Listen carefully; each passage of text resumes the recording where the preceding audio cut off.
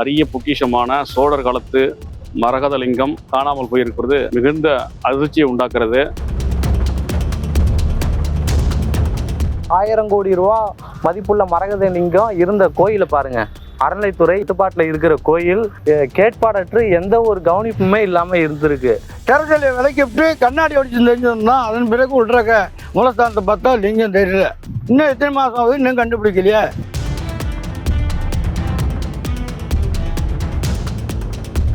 எங்கள் முன்னோர்கள் எங்களுக்கு ஒப்படைச்சிட்டு போயிருக்காங்க, எங்களோட வாழ்வியல் முறையில் எங்களுக்கு ஒப்படைச்சிட்டு போயிருக்காங்க. நாங்கள் எங்கள் பின்னால் வர சந்தேகம் இதை நாங்கள் கரெக்டாக ஒப்படைச்சிட்டு போகணுங்கிறது தான் எங்களோட நோக்கம்.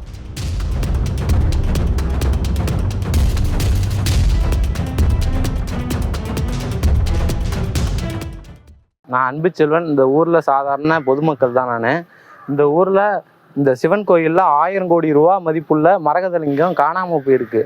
1000 கோடி ரூபா மதிப்புள்ள மரகத லிங்கம் இருந்த கோயிலை பாருங்க. அறநிலைத்துறை எந்த அளவு அறநிலைத்துறை கட்டுப்பாட்டில் இருக்கிற கோயில் கேட்பாடற்று எந்த ஒரு கவனிப்புமே இல்லாமல் இருந்திருக்கு. காணாமல் போய் 100 நாளைக்கு மேலே ஆகுது. எந்த ஒரு நடவடிக்கையுமே எடுக்கவே இல்லை. இதில் அரசியல் பின்புலம் இருக்குன்னு மக்களாகிய எங்களுக்கு எல்லாருக்குமே டவுட் அதிகமாக இருக்குது. நானும் படுத்திருக்கேன். 12 மணிக்கு படுக்கிறேன். விடிய காலம் 3 மணிக்கு எழுந்திருக்கிறேன். அப்போ கடமை வெளியே ஒன்றுக்கு வரலாம்னு சாவியை பார்க்கணும், சாவியை காணும். தலக்க மூட்டலாம் இது இருக்குது, ஆனால் எடுத்துவிட்டாலும். அப்புறம் பக்கத்தில் நான் சாவி ஏன்னா ஒரு நாளைக்கு உள்ளரைக்கே வச்சு பூட்டிவிட்டு வந்துடுவேன், மறந்து விடுவேன். அதனால் பக்கத்து வீட்டில் ஒரு சாவி கற்று வச்சுருந்தேன்.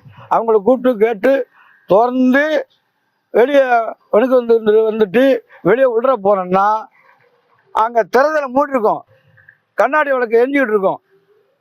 அந்த டெரசலை விலைக்கிட்டு கண்ணாடி அடிச்சு தெரிஞ்சிருந்தா அதன் பிறகு விட்றக்க மூலஸ்தானத்தை பார்த்தா லிங்கம் தெரியல, லிங்கம் இல்லை. அதன் பிறகு தான் முன்னாள் தலைவர் கோவிந்தராசன் சொன்னேன். அதன் பிறகு போலீஸை நான் ஃபோன் போட்டால் ஏதாவது தான் எடுக்க மாட்டாங்க. கோவிந்தராஜ் சொன்னால் தான் எடுக்க காமிப்பாங்க. அதனால் கோவிந்தராஜ் மூலிமா ஃபோன் போட்டு அப்புறம் வந்தாங்க. அப்புறம் விசாரித்து எல்லாரும் கேட்டாங்க. ஆனால் அவங்களே அவங்களுக்கெல்லாம் என் பேரில் ஊரில் சில பேர் சொன்னது சந்தேகப்பட்டாங்க. நான் அந்த அதிகாரிகிட்ட சொன்னேன், இன்ஸ்பெக்டர்கிட்ட. அந்த காலத்துலேயே மன்னர்கள் ஏதோ செய்தாங்களாம், கடும் மரம் ஏற்றுறாங்களாம். அதனால் இன்றைக்கி விஞ்ஞான உலகத்தில் என்ன என் பேரில் சந்தேகம்னு ஒன்று இருந்தால் உங்கள் விஞ்ஞான அறிவுரைப்படி என்ன செய்யணுமோ செய்துக்குங்க. அதுக்கு பிற்பாடு எனக்கு தெரிஞ்சதான் நான் சொல்ல முடியும். நீங்கள் கேட்கறதுக்கு என்ன அனைத்துக்கும் நம்ம பதில் சொல்ல முடியாது அப்படின்னேன். 200 வருடங்களுக்கும் பழமை வாய்ந்த ஒரு சிவன் ஆலயம் உள்ளது. அதாவது காசி விஸ்வநாதர் ஆலயம், உடனுரை விசாலாட்சி. இந்த கோயிலில் பார்த்தீங்கன்னா மிகவும் சிதலடைஞ்சு பழடைஞ்சு இருக்குது. நீங்களே பார்க்கலாம்.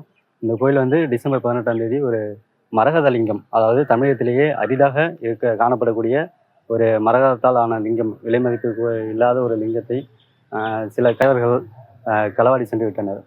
இது சம்பந்தமாக காவல்துறை வழக்கு பதிந்துள்ளனர். இப்போ காணடைஞ்சு கிட்டத்தட்ட ஒரு 60 நாள் கிட்ட ஆச்சு. இது வரைக்கும் எந்த ஒரு நடவடிக்கையும் எடுத்த மாதிரி எங்களுக்கு தெரியலை. இதில் உள்ளாட்சியில் இருக்குமோங்கிற சந்தேகம் எங்களுக்கு இருக்குது. இதை உடனடியாக அமைச்சரும் இந்த சட்டமன்ற உறுப்பினர்களும் காவல்துறையும் தகுந்த நடவடிக்கை எடுத்து விரைவில் கண்டுபிடிச்சி கொடுக்கணும். ஏன்னு கேட்டிங்கன்னா, எங்கள் முன்னோர்கள் எங்களுக்கு ஒப்படைச்சிட்டு போயிருக்காங்க, எங்களோட வாழ்வியல் முறையில் எங்களுக்கு ஒப்படைச்சிட்டு போயிருக்காங்க. நாங்கள் எங்கள் பின்னால் வர சந்தேகம் இதை நாங்கள் கரெக்டாக ஒப்படைச்சிட்டு போகணுங்கிறது தான் எங்களோட நோக்கம். ஆகையால் எவ்வளவு சீக்கிரம் விரைந்து கண்டுபிடிக்க முடியுமோ கண்டுபிடிச்சி கொடுக்கணும். இந்த குற்றவாளிகளை கண்டறிஞ்சு அவங்களுக்கு தகுந்த தண்டனை வழங்கணும். அதேமாரி இந்த கோவிலுக்கு உள்ள ஆய்வாளர் தொடர்ந்து கோவிலை பராமரிப்பு பணியாவது ஃபஸ்ட்டு ஈடுபடணும். பார்த்தீங்கன்னா ஃபுல்லாக வெறும் பில்லு காடுமா இருக்குது, சிலைகள்லாம் சிதனம் அடைஞ்சிருக்கு, ஒரே கழிவுப் பொருட்களாக இருக்குள்ள, கிணறு இருக்குது, கோவில் கிணறு இருக்குது. கோவில் கிணறு இன்னும் சுத்தம் பண்ணலை. இது சட்டமன்றத்தில் சட்டமன்ற உறுப்பினர் பேசியிருக்காங்க, இந்த கோயிலை பற்றி பேசினாங்க. அவங்க பேசி ஒரு 3 மாதத்துக்கு அப்புறம் தான் இந்த சிலை காணாமல் போயிருக்கு. ஆனால் இது வரைக்கும் இந்த அமைச்சர்களோ இல்லை அறநிலையத்துறை அமைச்சரோ ஈஓஓ ஒரு சின்ன ஆறுதல் கூட மக்களுக்கு இன்னும் தெரிவிக்கலைங்கிறது இன்னும் எங்களுக்கு மன உளைச்சலாக இருக்குது. பல நூற்றாண்டுகளாக அந்த ஆலயத்திலே சிறப்பான முறையில் பல்வேறு தரப்பட்ட மக்கள் தங்களுடைய வழிபாடு வேண்டுதலை நிறைவேற்றி வருகின்ற அந்த வேளையில் கடந்த 4 மாதங்களுக்கு முன்பாக அரிய பொக்கிஷமான சோழர் காலத்து மரகதலிங்கம் காணாமல் போயிருக்கிறது மிகுந்த அதிர்ச்சியை உண்டாக்குறது. கிட்டத்தட்ட 100 நாட்களுக்கு மேலாக காவல்துறையில் தனிப்படை அமைத்தும் மேற்கண்ட அந்த மரகத லிங்கத்தை கண்டுபிடிக்க இயலவில்லை. இது உண்மையிலே பக்த கோடிகளுக்கும் ஊர் பொதுமக்களுக்கும் அறிவார்ந்த இந்த சமூகத்தில் வாழ்கின்ற நற்பெயருடைய மக்களுக்கும் மிகப்பெரிய ஒரு மன உளைச்சலை உண்டாக்கி இருக்கிறது.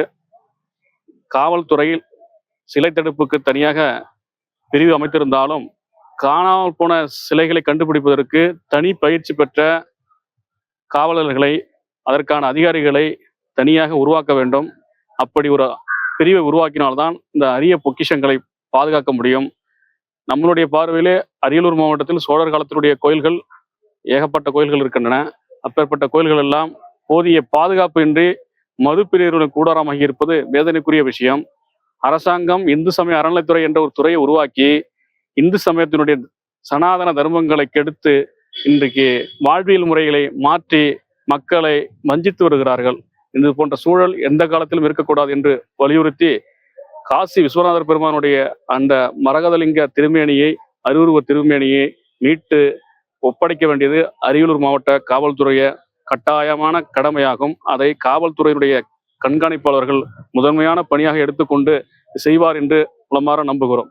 கண்டுபிடிப்பதில் அரசு மிக மெத்தனமாக 100 நாட்கள் மேலாகியும் கண்டுபிடித்து எந்த ஒரு நடவடிக்கையும் எடுத்ததாக மக்களுக்கு தெரியவில்லை. எம்எல்ஏ வீட்லயோ, எம்பி வீட்லயோ, முதலமைச்சர் வீட்லயோ ஒரு கோடி ரூபா சொத்து காணாமல் போயிருந்தா சும்மா விட்டுருப்பாங்களா காவல்துறை? இது நடவடிக்கை எடுக்காமல் இருக்கிறது என்ன காரணம் என்று பொதுமக்களாகிய எங்களுக்கு இதுவரை எதுவுமே தெரியவில்லை.